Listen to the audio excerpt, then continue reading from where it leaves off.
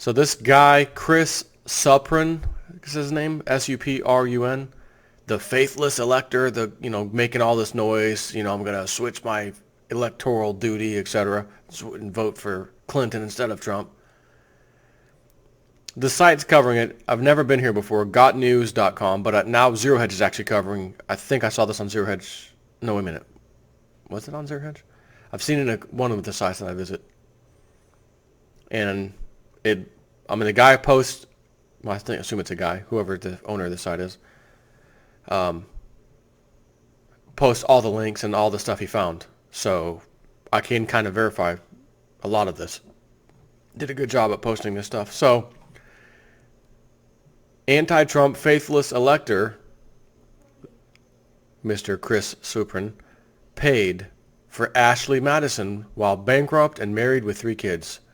So the guy's essentially not only a faithless elector, but a faithless husband, so to speak. But before I actually read about this and tell you, this is some interesting dirt on this Christopher or Chris Suprun. I got an email from someone. Shocker, as if I don't get tons of email, as it is. Realist News contact, my first silver purchase. I just want to read you this little interesting email before I get into this story. Hi Joe, I have been a subscriber to your channel for a while now, and I love the way you break down current events and cut through the BS. I love your quirky presentation style and enjoy the many movie quotes you sneak into your videos. The recent $50 bill Goonies quote had me in stitches, and I couldn't help but to say it myself for a few days after every time I got my hands on a 50. I just wanted to share my recent experience of buying my first lot of silver. I got my tax return, and every year I always treat myself and buy a big toy or big boy toy, but not this year, brother.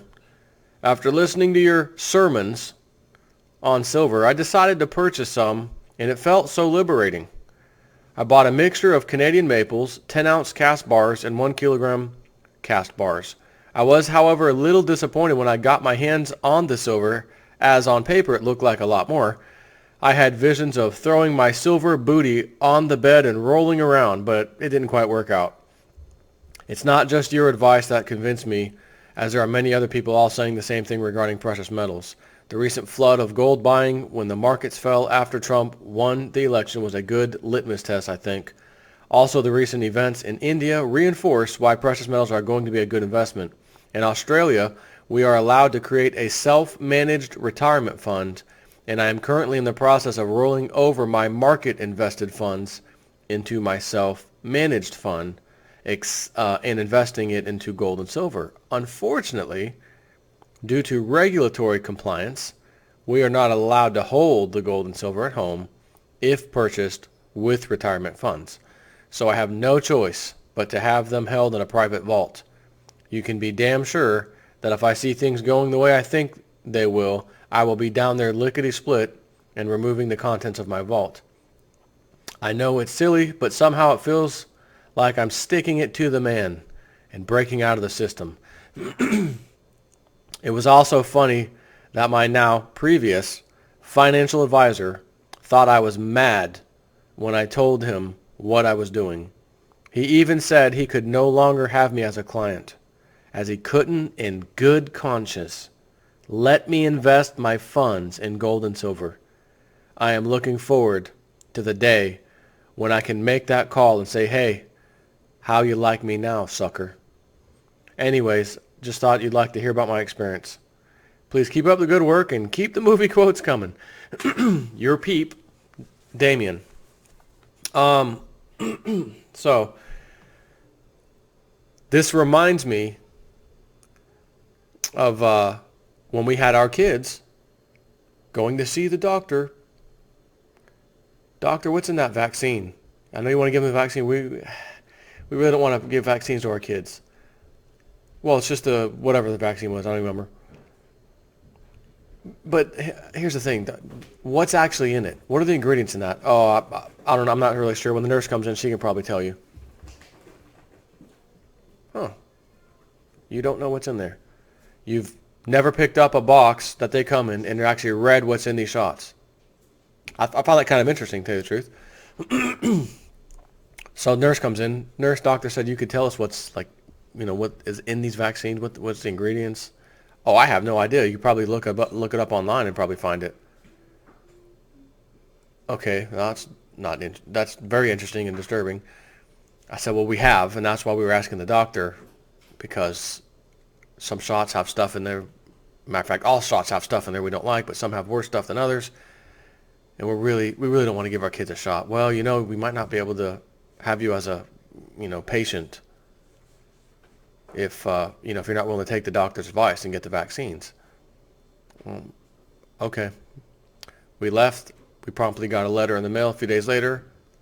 We can no longer have you as a client, as a patient of ours, because you're not willing to listen to the doctor, and he knows best. But what are we finding out about the expert doctors? They don't know anything. They're taught what they read. I learned it in school. Med school. And who wrote those books? Who is now telling you, every commercial you see, ask your doctor if such and such is right for you. They've got a name for every single thing that goes wrong with people, including stuff that normally goes wrong with people because they're getting older. Do you suffer from... Well, yes, I do. Take Zoltrex or whatever. Ask your doctor if Zoltrex is right for you. Side effects include premature death, premature heart stopping, kidney failure, unable to breathe at night, choking on small pieces of food, and suicidal thoughts. Ask your doctor if Zoltar is right for you. So what happened? He couldn't in good conscience let us be his patients anymore, our kids. And I look forward to the day, that day is already here, because we had the whistleblower in 2015 come out from the CDC and say, we threw away, purposely, scientific study evidence that proves a link between the MMR vaccine and autism. I should fire off a letter to that doctor. Hey, doc, remember you didn't want us as a patient back in 2009, 10, whatever year it was.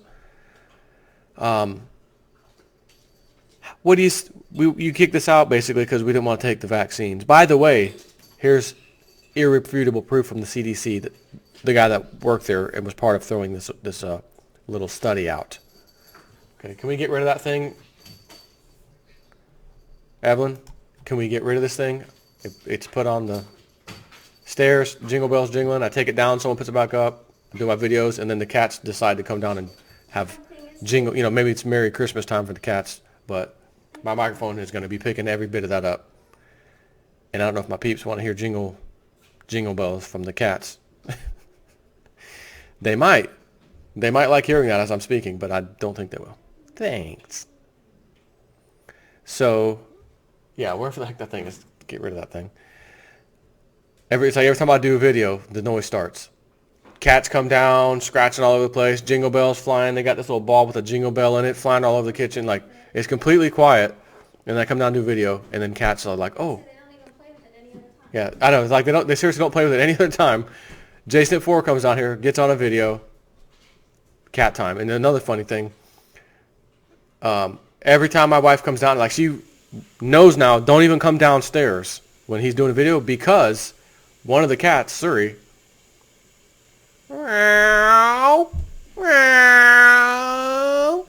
like, okay, hold on. When I'm home, I get home a little after 5 every day. You're walking around this house. We're all downstairs. Cats are all over the place. I'm not hearing no meowing. Not even one. But when JSnip4 gets on here to do his video, Evelyn has to come down for a drink or whatever. Here comes Surrey. Like, maybe they want to be YouTube famous cats or something. I don't even know what's going on here.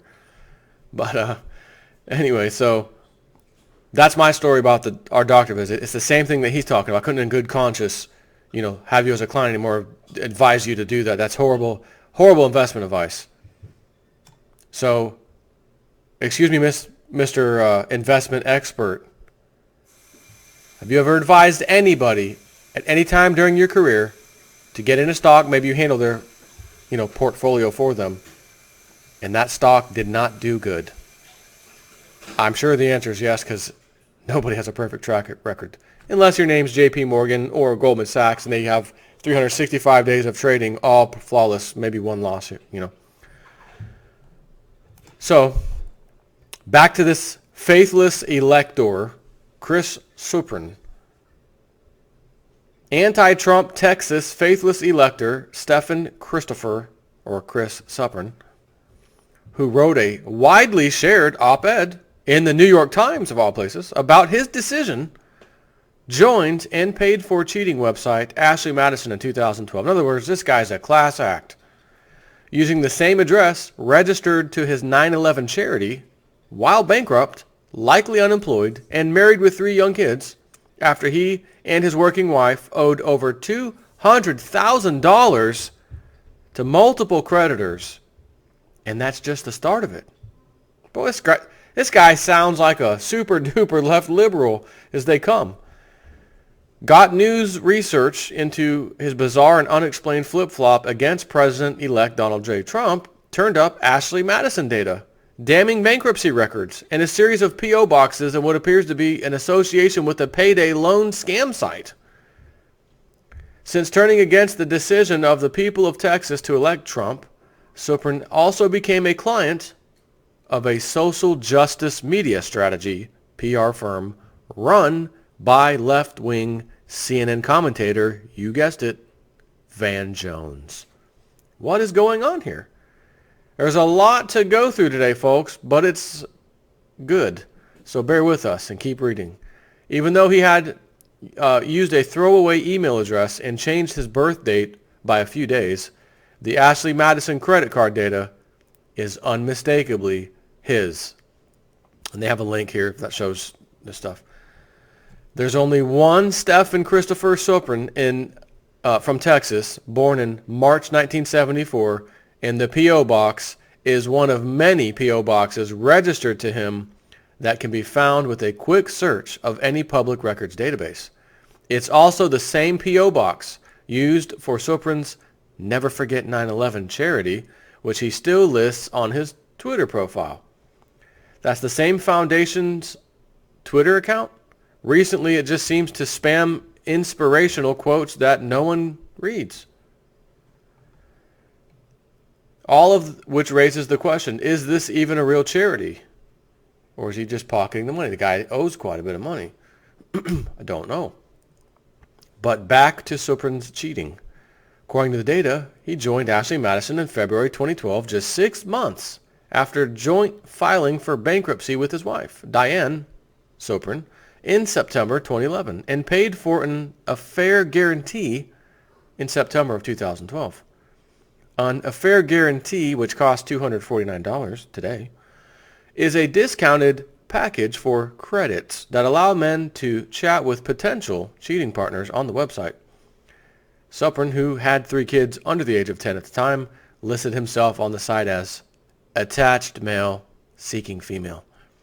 Got News exclusively obtained the records from Supran's 2011 Chapter 13 bankruptcy filing, which he posts here. I'm going to post this link for you guys to check out.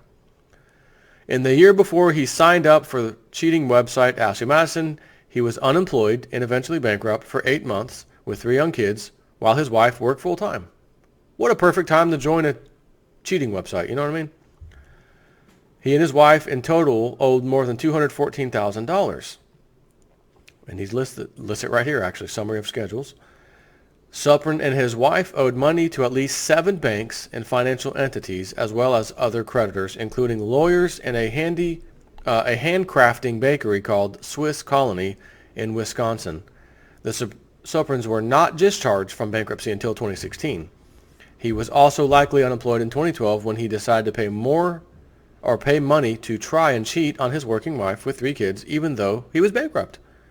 While Got News could not find definitive proof of employment or unemployment in 2012, the bankruptcy court docket never records him being employed or requesting a change of payment plan due to employment. His publicly available professional history seems to end in 2007. In a July 2012 archive of his now defunct consulting business, Consergo LLC, shows that their last publication was in 2008. actively employed after bankruptcy seems unlikely. Public records show that he registered 6 different P.O. boxes in 6 cities in Texas and Virginia. Why does one person need so many P.O. boxes? At least one of the P.O. boxes was used for his fishy 9/11 foundation, the same P.O. box he used to pay for his Ashley Madison affair guarantee. What was he using those other P.O. boxes for? And it gets even fishier. Leading public records database Nexus lists one of his websites as 1-hour-advance.com. However, there's an update to that story that says it appears he was not like an owner of that site, but actually a user. I need a 1-hour payday advance because I'm broke. And that's the update from the site, actually, this same site. The website appears to be a payday loan scam site that became defunct sometime between March 2016 and today, according to archive.org. So we have the, it says, we can't conclude anything from the Nexus listing, but taken together with his bankruptcy, unemployment, fishy charities, and 6 P.O. boxes, it certainly raises a lot more questions. And why would a supposedly conservative Republican like Chris Suprin or Stephen Chris Suprin use a far-left, nonprofit, social justice PR firm run by Van Jones? Our investigation here may provide the answer. He could still be totally broke, and this is the only firm that will represent him. In fact, between the well-heeled PR firm, the Democratic elite's unhinged response to President-elect Donald Trump's resounding victory on November 8th, and Suprin's sudden change of heart about Donald Trump, switching, it even raises the question of whether or not he's receiving money, favors, or other kinds of benefits in exchange for his anti-Trump cooperation. Now, I'm going to stop here for a second because that is a very good, and I think it might just be a valid point. They know who the electors are, the club. They know who the electors are. Electoral College, they know who they are, obviously. Let's go through our list and see who we can make flip-flop. Remember what I said in the very beginning. They could potentially go to someone and say, oh, by the way, here's a nice little chunk of change from the likes of George Soros and Club. We need you to flip-flop. Oh, and by the way, if you write an article, we're going to put it in the New York Times. We're going to give you some bonus money. The whole bankruptcy thing, consider it done. Which, interestingly enough, it finalized just recently in 2016. Now that's interesting. You're approved, your bankruptcy's approved, you owe nothing. It's all cleared up. The club took care of you. We're going to give you some bonus money too. We need you to flip-flop, go on TV, tell everybody why you're flip-flopping. We're going to give you the whole script, and try to convince others to do the same. And in his mind, I'm broke as a joke. I have absolutely no morals because I was already on a cheating site with my wife, against my wife. And it's my money and I need it now. And J.G. Wentworth won't even talk to me because I have no structured payments coming in. So a man's got to feed his family and feed himself and get his bills paid down. I guess I'll do it, right? Because this guy was not on that page at first and just all of a sudden changed his mind. So I think it's plausible that he changed his mind because the club got to him. Remember what George Soros said? Hang on.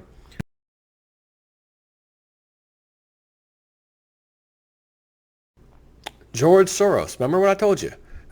He was talking to that news lady, a reporter, and he said to her before the election, we know Donald Trump will win easily. That's what he said. George Soros. He will win easily. And when you look at the Electoral College and how it went, he did win easily. He said, however, in America, it's the Electoral College that has the final say. And we think, we're going to spend, if we spend some money and put the right stuff, media ads and things, and put the right stuff in front of the electors' faces, we think we can get them to switch. That's what he said, and I provided the link to the video when I talked about this, where you could see George Soros himself saying it. So all of a sudden, allegedly, we don't know for sure, 15 electors have allegedly switched, with this guy in the front. We had the other two on Fox News that one time. They're switching. Oh my gosh. And now this guy, right? So it appeared, again, George Soros, the guy who funds all these little color revolutions and every kind of protest, he just funds them, gives them money, Craigslist ads. We need people to protest. We'll bust you in. We'll pay you. Blah, blah, blah, blah, blah. You can make overtime. Whoa. People will do anything for money. Somebody who is struggling will take any side work they can when they're trying to make ends meet and things just aren't working out in their favor, especially someone saddled with debt. I'm sinking in this giant hole. My life sucks. This is horrible. I'm now filing for bankruptcy. I'm losing everything. Oh, you are? Oh, you're an elector too? Listen, we're going to have a private chat. I'm going to have my limousine pick you up, take your family out to dinner. We're going to have a little private meeting afterwards. How would you not only like to turn your life around, but have a nice nest egg? I'm talking pay off your house and then some. We just need one little favor from you. We need you to flip-flop on your Donald Trump vote. We need you to be vocal. We need to put you on the air. We're going to put you in the New York Times, which he is in the New York Times all of a sudden. Isn't that amazing? So I think, my suspicions from day one of this election, when we all woke up, as the webbot predicted, absolutely confused what the hell happened last night. Those of us who wanted Trump to win, absolutely expecting, once again, election fraud, voter fraud, voting machines rigged, only to wake up and find that he won. The left side knew absolutely, unequivocally, Hillary Clinton's going to win. They woke up even more confused and devastated. And I've said at least in 5 to maybe 6 videos now, I can't shake the feeling. I still can't, as I'm talking to you right now, that they're going to try some shenanigans. Because